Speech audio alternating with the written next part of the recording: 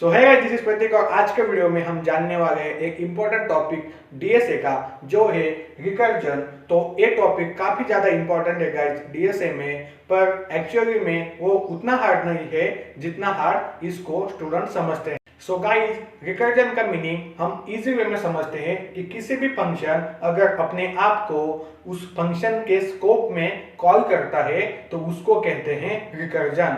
तो उसको अब हम डेफिनेशन भाषा में समझेंगे कि रिकर्जन एक्चुअली होता क्या है।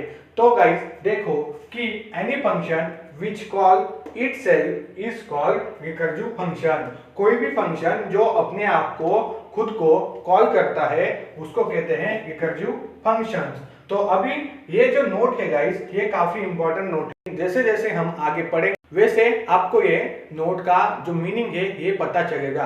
तो क्या है नोट का मीनिंग कि recursive method calls a copy of itself, कि कोई भी रिकर्सिव मेथड उसकी कॉपी को कॉल करते हैं to work on smaller problems. तो गाइस जो बड़े बड़े प्रॉब्लम्स है उसको डिवाइड करके सब प्रॉब्लम्स में हम उस पर काम करते हैं। तो अब हम एग्जांपल से रिकर्जन को समझने की कोशिश करते हैं। तो गाइस मैंने यहाँ पे सिंपल सा एक फंक्शन लिखा है वॉइड प्रिंट चेक, और उसमें मैंने एक प्रिंट फंक्शन यूज किया है जिसमें मैं हाई प्रिंट करता हूँ, जिससे मैं हाई प्रिंट करता हूँ। और उसी फंक्शन के स्कोप में मैंने इसी फंक्शन को कॉल किया है, मैंने इसी फंक्शन के स्कोप में उसी को कॉल किया है। तो गाइस अगर हम इसको रन करते हैं तो इसका आउटपुट कैसे आएगा। तो देखो कि वॉइड फंक्शन है प्रिंट चेक, उसके बाद मैंने यहाँ पे प्रिंट किया हाई, मैंने यहाँ पे प्रिंट किया हाई। तो उसके बाद वो आएगा यहाँ पे आने के बाद वो अपने खुद को वो कॉल करेगा। उसके बाद ये इस प्रिंट स्टेटमेंट को एग्जीक्यूट करेगा, मतलब उसके बाद भी आएगा हाई, और फिर यहाँ पे आने के बाद फिर वो यहाँ पे आएगा, उसके बाद फिर वो अपने आप को कॉल करेगा, और उसके बाद फिर ये एग्जीक्यूट होगा ये स्टेटमेंट, फिर हाई आएगा। ऐसे करते करते ये फिर यहाँ पे जाएगा, उसके बाद फिर हाई यहाँ पे आउटपुट में देखिए यहाँ पे हाई प्रिंट होगा। ये इसी को कहते हैं रिकर्जन। रिकर्जन मतलब क्या, जैसे हमने डेफिनेशन में देखा कि एक फंक्शन अपने आप को कॉल करता है उसी को कहते हैं रिकर्जन। तो यहाँ पे क्या हो रहा है गाइस कि वॉइड प्रिंट चेक फंक्शन अपने आप को खुद में ही कॉल करता है, तो इसलिए ये जो प्रिंट स्टेटमेंट है ये इनफाइनाइट टाइम्स रन होता रहेगा, हाई हाई हाई, ऐसे इनफाइनाइट टाइम्स यहाँ पे रन होएगा गाइस। अब हमें ये नहीं चाहिए कि हमें प्रिंट फंक्शन जो है, ये जो प्रिंट स्टेटमेंट है ये सिर्फ फाइनाइट नंबर के लिए ही प्रिंट होना चाहिए। तो गाइस सिंपल वे में मैंने जो एग्जांपल था पहले का उसको थोड़ा मॉडिफाई करके यहाँ पे फाइनाइट अमाउंट में हम आउटपुट कैसे ला सकते हैं रिकर्जन में वो बताता हूँ। तो गाइस यहाँ पे देखो कि वॉइड फंक्शन जो है प्रिंट चेक का, वहां पे मैंने एक इंट n नाम का पैरामीटर पास किया है।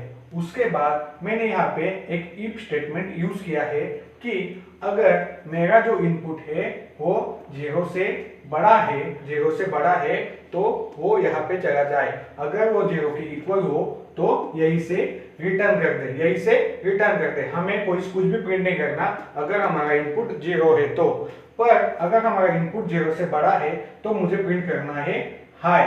और उसके बाद देखो गाइस कि मैंने इसी फंक्शन को यहाँ पे कॉल किया है जिसको हमने कहा था रिकर्जन। तो यूजिंग रिकर्जन गाइस हम इसको प्रिंट करेंगे फाइनाइट अमाउंट में। तो देखो कि यहाँ पे मैंने लिखी है एक वॉइड मेन मेथड, और उसमें मैंने लिखा है प्रिंट चेक का जो पैरामीटर पास किया था गाइस, उसको मैंने एक इनपुट पास किया है 5 नंबर का। तो अब हम इसका एग्जीक्यूशन का फ्लो समझते हैं कि ये कैसे एग्जीक्यूट होगा। तो देखो गाइस कि हमने यहाँ पे पास किया है 5, तो यहाँ पे होगा पहले तो ये 5 के लिए रन होगा गाइस। तो 5 के लिए कैसे प्रिंट होगा, तो यहाँ पे आएगा गाइस कि इफ n इक्वल टू 0 है, तो यहाँ पे नहीं है। हम इस स्कोप से बाहर आके यहाँ पे जाएंगे और प्रिंट करेंगे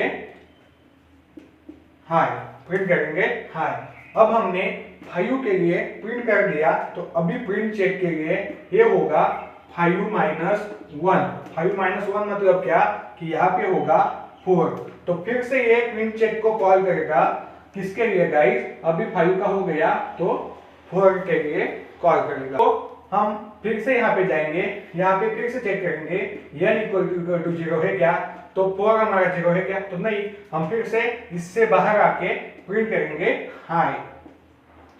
तो अभी जो प्रिंट चेक मेथड है ये फिर से चेक करेगा कि n-1, तो हमारा n क्या था अभी 4, तो 4 - 1 क्या हो जाएगा हमारा 3। तो ये फिर से इसको कॉल करेगा किसके लिए, अभी 4 तो हो गया, अभी होगा 3 के लिए, 3 के लिए। तो ये फिर से यहाँ पे जाएगा n इक्वल टू 0 है क्या, नहीं। तो फिर से ये प्रिंट करेगा हाई। ऐसे करते करते गाइस ये फिर से यहाँ पे आएगा और n-1 जो 3 - 1 है 2 के लिए, ये फिर से इसको कॉल करेगा। तो अभी 3 के लिए नहीं 2 के लिए होगा। ये फिर से चेक करेगा कि इक्वल टू 0 है क्या, तो नहीं।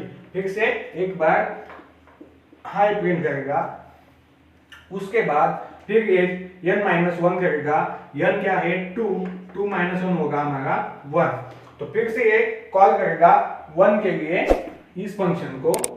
तो अभी यहाँ पे चेक होगा कि 1 इक्वल टू 0 है क्या, तो नहीं। ये फिर से ये प्रिंट करेगा हाई। तो अब देखो गाइस, अब बहुत इंपॉर्टेंट है कि प्रिंट चेक फंक्शन अभी n-1 करेगा। तो n क्या है हमारा 1 - 1 होगा हमारा 0। तो अभी ये यहाँ से इसको कॉल करेगा और उसके बाद हमारा अभी 1 के लिए नहीं तो 0 के लिए हम इसको एग्जीक्यूट करने वाले हैं। तो अभी देखो ये इस स्टेटमेंट में आएगा और चेक करेगा n इक्वल टू 0 है क्या, तो हमारा n क्या है 0। तो 0 इक्वल टू 0 है क्या, तो हाँ, तो ये यही से हमें रिटर्न कर देगा, मतलब इसके बाद ये प्रिंट नहीं होगा। तो अभी समझा गाइस कि हम using such a finite number of input हमने फाइनाइट अमाउंट में आउटपुट प्रिंट किया। तो यही था रिकर्जन यूज करके हमने फाइनाइट अमाउंट में आउटपुट लाया। तो अब गाइस हम सिंपल वे में देखते हैं कि जो मेन रिकर्जन है ये काम कैसे करता है, इसको सॉल्व कैसे किया जाता है। तो देखो गाइस, इसके लिए मैंने यहाँ पे 3 स्टेप लिखे हैं। ये 3 स्टेप काफी इंपॉर्टेंट है गाइस रिकर्जन में सॉल्व करते हुए किसी भी एग्जांपल।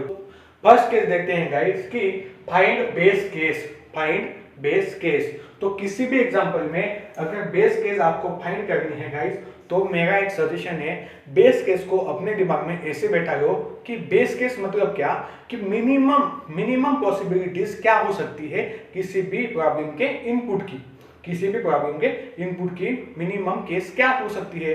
तो यहाँ पे देखो कि हमारा जो बेस केस है इस एग्जांपल का वो क्या हो सकता है कि ये जो है हमारा, ये जो है ये है हमारी बेस केस, बेस केस।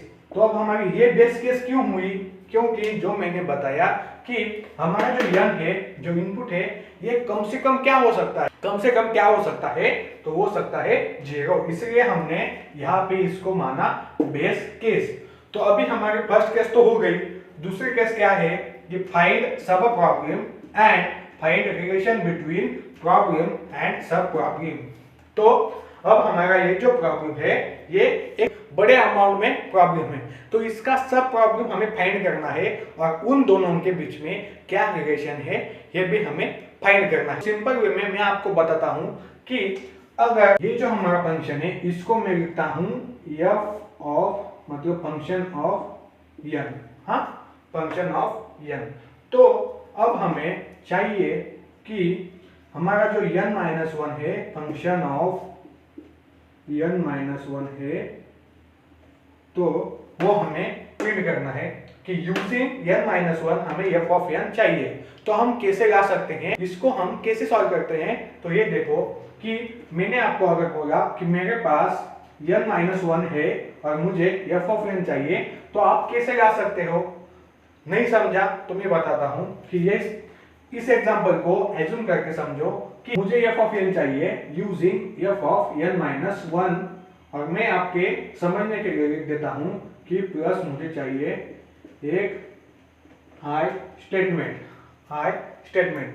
तो अब समझो कि मुझे f ऑफ n चाहिए, मतलब क्या, मुझे f ऑफ 5 के लिए मुझे f ऑफ 5 चाहिए अगर मैंने आपको कहा आपके पास f ऑफ 4 है, अगर मैं आपसे कहूं कि आपके पास 4 टाइम्स हाई प्रिंट हुए हैं, आपके पास 4 टाइम्स हाई प्रिंट हुए हैं पहले से, तो मुझे सिर्फ f ऑफ 5 मतलब 5 टाइम्स हाई चाहिए। तो आप इसके यूज करके आप ये कैसे निकाल सकते हो? तो एक इजी वे में आप बताएंगे कि अगर मेरे पास 4 टाइम्स हाई है पहले से, तो मैं उसमें सिर्फ एक हाई ऐड कर दूंगा, एक हाई ऐड कर दूंगा। तो इस दोनों की जब एडिशन होगी तब मुझे f ऑफ 5 मिल जाएगा। यही आप बताओगे ना, यही आप बताओगे ना। तो इसी को कहते हैं बड़ा प्रॉब्लम और सब प्रॉब्लम। जो मेन प्रॉब्लम है और उसका जो सब प्रॉब्लम है, इन दोनों के बीच का रिलेशन। तो f ऑफ n जो है ये बिग प्रॉब्लम है, और f ऑफ n माइनस 1 जो हमने यहाँ पे किया ये इसका सब प्रॉब्लम है, ये इसका सब प्रॉब्लम है।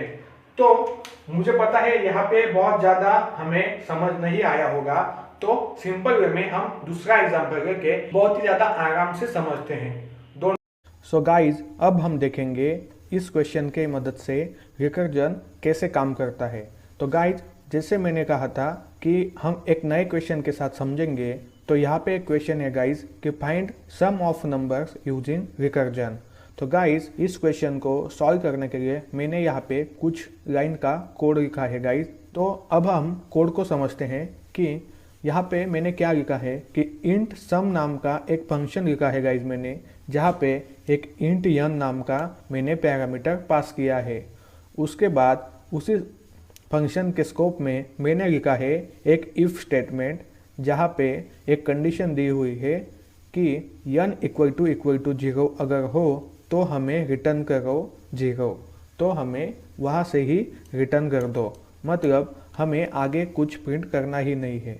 और जब हमारा इनपुट जो n है वो पॉजिटिव हो, मतलब 0 से बड़ा हो, तब हमें उसमें रिटर्न करो हमारा input plus sum of n minus 1, मतलब हमारे इनपुट माइनस 1 की सम हमें और उसके साथ हमारा n, इन दोनों की एडिशन हमें रिटर्न करो।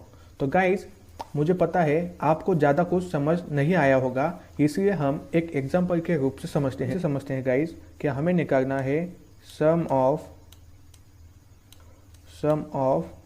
5 के लिए हमें ये निकालना है। तो गाइज, जब हमें इंटीजर के रूप में 5 मिल गया, जब हमारा इनपुट के रूप में हमें 5 मिल गया, तो गाइज ये कैसे एग्जीक्यूट होगा? तो इंटीजर हमने 5 पुट कर दिया गाइज यहाँ पे, तो यहाँ पे आएगा कंडीशन चेक होगी कि 5 इक्वल टू 0 है क्या? तो हमारा 5 इक्वल टू 0 नहीं है, तो वो कंडीशन इस यहाँ पे चले जाएगी। तो वहाँ पे जाने के बाद वो रिटर्न करेगा हमारा n है हमारा 5 plus sum of n minus 1। n minus 1 मतलब क्या गाइज कि हमें वो पुट कर देगा 5 माइनस 1 मतलब 4, ये हमें वो रिटर्न कर देगा। तो हमें क्या चाहिए गाइज कि सम ऑफ 4 मतलब क्या? 4 प्लस 3 प्लस 2 प्लस 1 का जो सम है गाइज, वो हम 4 3 2 1 का जो सम है वो हमें रिटर्न कर देना चाहिए हमारे इनपुट के साथ में। तो गाइज, जब ये यहाँ पे पास होगा, तब हमें क्या आउटपुट मिलेगा? तो सम ऑफ 4 क्या है गाइज? अब इन सभी का जो सम है वो क्या है गाइज? तो वो है 10, वो है 10। 1 से 4 के बीच में जो नंबर से उनका सम है 10। तो इस 10 में अगर हमने इस 5 को ऐड कर दिया, तो हमें आउटपुट के रूप में क्या मिलेगा गाइज? तो आउटपुट मिलेगा अपने को 15। क्या मिलेगा? 15 मतलब क्या? सम ऑफ 5 मतलब क्या? 5 और 1 के बीच में जो भी नंबर से उन सभी का। पर मैंने अभी बताया था गाइज, वो 3 कंडीशन आप याद करो। मैंने पहले कंडीशन बताई थी कि हमें किसी भी प्रॉब्लम में फर्स्ट केस जो है वो है बेस कंडीशन फाइंड करना। तो गाइज, यहाँ पे आपको बेस कंडीशन क्या दिखाई दे रही है? तो मुझे तो यहाँ पे बेस कंडीशन दिखाई दे रही है कि जो हमारी बेस कंडीशन है वो ये है गाइस, इफ स्टेटमेंट। मतलब ये जो कंडीशन है ये हमारी बेस केस है, क्योंकि जो हमारा इनपुट है उसका मिनिमम पॉसिबिलिटीज हो सकती है n = 0। तो यही है गाइस हमारी बेस केस। तो उसके बाद देखेंगे गाइस कि हमें निकालना है सब प्रॉब्लम्स और जो मेन प्रॉब्लम है उसमें रिलेशन क्या है। तो गाइस उन दोनों में रिलेशन निकालने के लिए हम सिंपल देखेंगे कि हमें पूछा क्या गया है गाइस कि हमारा जो सम है, मतलब सम ऑफ n है, वो निकालना है। जो है गाइस कि हमें निकालना है सम ऑफ n निकालना है। और मैं अगर कहूँ हमारे पास, अगर मैंने आपको दे दिया सम ऑफ n-1, ये हो गया हमारा सब प्रॉब्लम। अगर हमें निकालना है सम ऑफ n और हमें मिल गया सम ऑफ n-1, तो हम इसे कैसे निकाल सकते हैं? थोड़ा आप सोचो कि हमें अगर सम ऑफ n-1 दिया है और हमें सम ऑफ n निकालना है तो हम कैसे निकालेंगे? तो गाइस यह इसी एग्जांपल पे ध्यान दो कि हमारा सम ऑफ n-1 क्या था, 4। मतलब अगर हमें 4 दिया है और पूछा है क्या हमें सम ऑफ 5 निकालो, मतलब 1 से 4 तक की जो सम है वो हमें दे दी है और हमें सिर्फ पूछा है कि सम ऑफ 5 निकालो, मतलब 1 से 5 तक की जो सम है वो निकालो। तो आप कैसे निकाल सकते हो गाइस? तो जैसे हमने यहाँ पे इसको सॉल्व किया, सेम उसी लॉजिक से हम इसी को भी सॉल्व कर सकते हैं। तो कैसे सॉल्व कर सकते हैं गाइस कि सम ऑफ 4 मैंने यहाँ पे बताया था वो क्या थी, वो थी 10। और हमें जो सम ऑफ 5 मिली वो क्या मिली, वो है 15। तो अगर मैं ऐसा कहूँ कि इसकी अगर सम है 10 और मैं अगर इसमें ऐड कर दूँ 5, तो हमें क्या मिल जाएगी गाइस? हमें मिल जाएगी इस सम ऑफ 5। तो गाइस सिंपल वे में कहूँ कि सम ऑफ n-1 मैंने आपको दी है और मैंने सिर्फ उसमें 5 ऐड कर दिया तो हमें सम ऑफ 5 मिल जाएगी। तो यही था गाइस हमारा सेकंड स्टेप, जो थी रिलेशन फाइंड करना था मेन प्रॉब्लम में और सब प्रॉब्लम में। तो यहाँ पे गाइस मैं आपको बता दूँ कि कुछ लोगों को मेन प्रॉब्लम और सब प्रॉब्लम यहाँ पे कौन सी है वही समझने आ रही होगी। तो मैं बता दूं कि ये जो सम ऑफ n है जो हमसे पूछा गया है वही है मेन प्रॉब्लम, और ये जो हमने एज्यूम किया कि हमारे पास सम ऑफ n-1 है, ये था हमारा सब प्रॉब्लम और इसको हमने सॉल्व किया इसकी मदद से। तो सेकंड स्टेप तो हो गई गाइस हमारी। तो अब हम देखते हैं कि थर्ड स्टेप क्या है। थर्ड स्टेप है गाइस कि हमें जनरलाइज सॉल्यूशन निकालना है इस रिलेशन का। तो इस रिलेशन का जनरलाइज सॉल्यूशन कैसे निकालेगा गाइस? इसको सिर्फ सीधा फंक्शन के रूप में पुट कर देना, मतलब हमें जनरलाइज सॉल्यूशन निकाल देना। तो कैसे निकालते हैं गाइस? देखो मैं इसको सिर्फ इजी वे में फंक्शन के रूप में पुट कर देता हूँ। तो यहाँ पे देखो गाइस कि हमें निकालना था सम ऑफ n। तो मैं अगर कहूँ अगर मुझे सम ऑफ n चाहिए तो मुझे चाहिए n plus sum of n-1, sum of n-1। बस यही है मेरा जो मेन कंडीशन आई, वो ये है जहाँ पे मैं यूज़ कर सकता हूँ n और n-1 की सम को अगर मैं ऐड कर दूँ तो मुझे मिल जाएगा सम ऑफ n। तो ये मैंने कहाँ से लिया? तो गाइस सिंपल वे में ये जो हमने यहाँ पे देखा था, रिटर्न किया n और जो सम ऑफ n-1 है उन दोनों की सम को हमने यहाँ पे रिटर्न कर दिया। तो गाइस इजी वे में हमने पहले स्टेप पास कर गई जो हमें बेस क्लास निकालनी थी। उसके बाद हमने सम ऑफ n देख लिया और हमने उन दोनों का सब प्रॉब्लम और मेन प्रॉब्लम का हमने रिलेशन भी फाइंड कर लिया और इजी वे में हमने उस रिलेशन को जनरलाइज भी कर दिया। अगर नहीं समझा तो कोई बात नहीं कि यहाँ पे आपको ज़्यादा कुछ समझ नहीं आया होगा इस स्लाइड पे, तो सिंपल वे में हम देखेंगे कि अभी मेमोरी में इसका कैसे ऑपरेशन परफॉर्म होता है। सो गाइज, अब हम देखेंगे कि ये जो हमने क्वेश्चन देखा, इसका हमने लॉजिक तो देख लिया, उसका आउटपुट भी देख लिया, पर उसके पीछे जो मेमोरी है वो कैसे मैनेज होती है, वो कैसे यूज होती है, रिकर्जन के मुताबिक, रिकर्जन के हिसाब से वो कैसे यूज होती है और कैसे हमको आउटपुट देती है। तो देखो गाइस कि जब हमने इस कोड को देखा, इस कोड को सॉल्व करने की कोशिश की, तो हमने क्या किया, जो इंटीजर n है उसको हमने पास किया और उसके बाद हमने देखा कि इफ अगर वो इनपुट 0 से बड़ा है तो हमें चाहिए उस इनपुट का और उसका n-1 का टोटल सम, और इन दोनों का सम हमें चाहिए रिटर्न में। तो देखो गाइस, अगर हम एग्जांपल ले कि हमें जो सम है वो चाहिए 5 तक की, मतलब जो हमारा n है वो है 5। तो n जो 5 है तब ये कोड कैसे काम करेगा, तो देखो n 5 है, तो n यहाँ पे आएगा, चेक होगा n इक्वल टू 0 है तो नहीं, तो ये यहाँ पे आएगा और देखेगा, रिटर्न करेगा 5 प्लस सम ऑफ 5 माइनस 1 मतलब कि 4। तो जो मैंने ये बताया तो ये रिटर्न करेगा कैसे, 5 प्लस सम ऑफ 4। तो सम ऑफ 4 क्या है गाइस, तो मैंने पहले बताया था 10 प्लस 5 है क्या है, तो वो है 15। तो इसको ये कैसे काम करेगा रिकर्जन में, वो अब हम देखते हैं। तो देखो गाइस कि ये हमारा मेन फंक्शन है, ये हमारा मेन फंक्शन है, तो हमें चाहिए 5 तक की हमें सम चाहिए।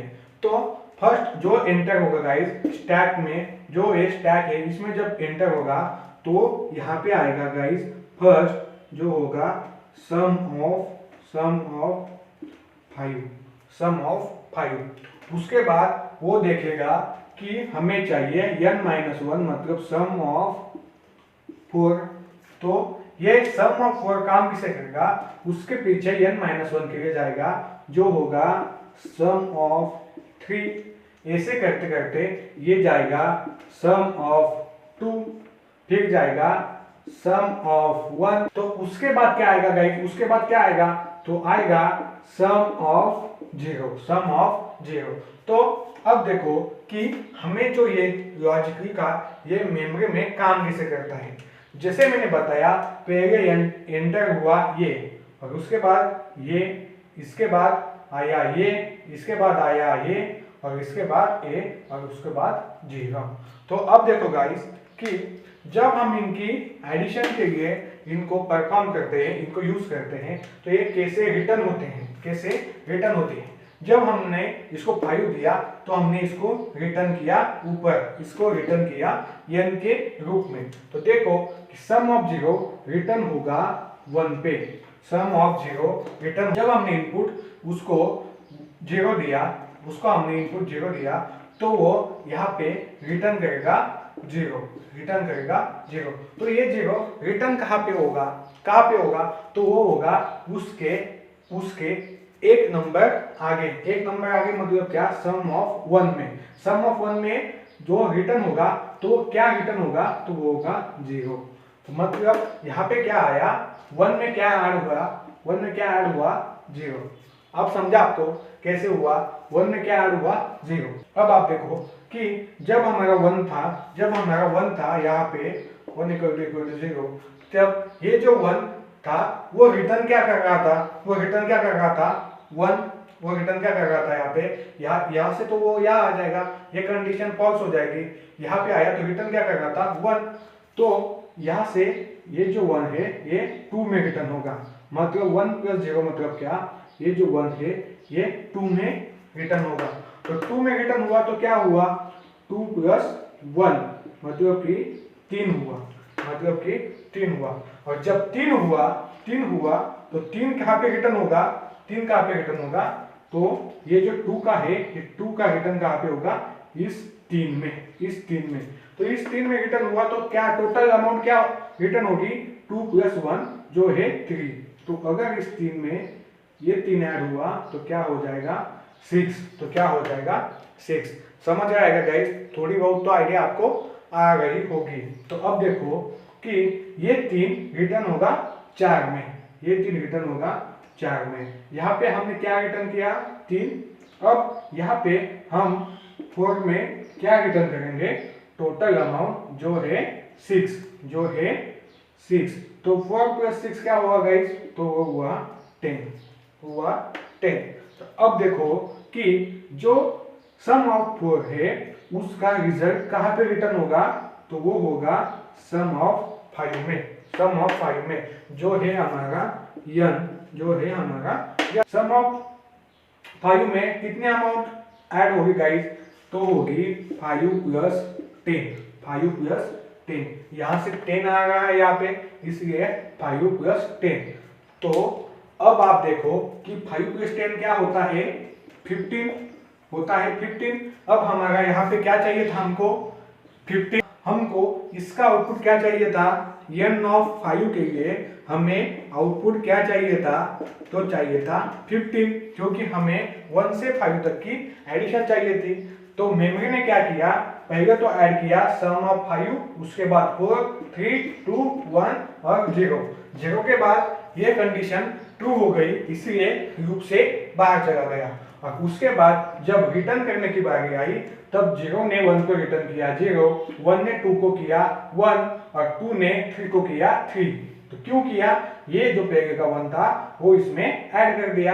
ऐसे करते करते सम ऑफ 5 तक हमें क्या आया, 5 + 10, और 5 + 10 कितना होता है, तो वो होता है 15। और ये 15 कहाँ पे रिटर्न होगा, तो वो होगा इस मेन फंक्शन में, मेन फंक्शन में। तो मेन फंक्शन में क्या रिटर्न होगा, तो वो होगा 15, क्योंकि अगर हम इस कोड का अगला पार्ट लिखे जो मेन फंक्शन है वो लिखे, तो मेन फंक्शन में इसको हम कॉल करते हैं, इस फंक्शन को, इस फंक्शन को हम कॉल करते हैं गिविंग सच अ इनपुट, गिविंग सच अ इनपुट।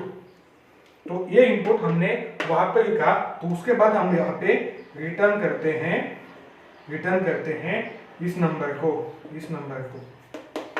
तो इसलिए यहाँ पे आया 15। तो अभी आपको समझ रहा होगा गाइस कि मेमोरी ने कैसे काम किया इस एडिशन को परफॉर्म करने के लिए। सो आई होप गाइस कि आपको रिकर्जन समझ आ गया होगा कि रिकर्जन मतलब क्या और वो कैसे काम करता है, और उसको यूज करके हमने क्वेश्चन को कैसे सॉल्व किया। तो गाइस ये जो हमने सॉल्व किया वो तो काफी बेसिक क्वेश्चन थे। नेक्स्ट वीडियो में जब हम रिकर्जन के एडवांस क्वेश्चन को सॉल्व कर रहे होंगे तब आपको काफी ज्यादा क्लियर आइडिया आ जाएगी कि रिकर्जन कैसे काम करता है। तो अपने दोस्तों के साथ वीडियो को शेयर करो, वीडियो को लाइक करो, और अभी तक अपने चैनल को सब्सक्राइब नहीं किया है तो प्लीज चैनल को सब्सक्राइब कर दो। आज के वीडियो में इतना ही, फिर मिलेंगे नेक्स्ट वीडियो में, तब तक के लिए बाय बाय।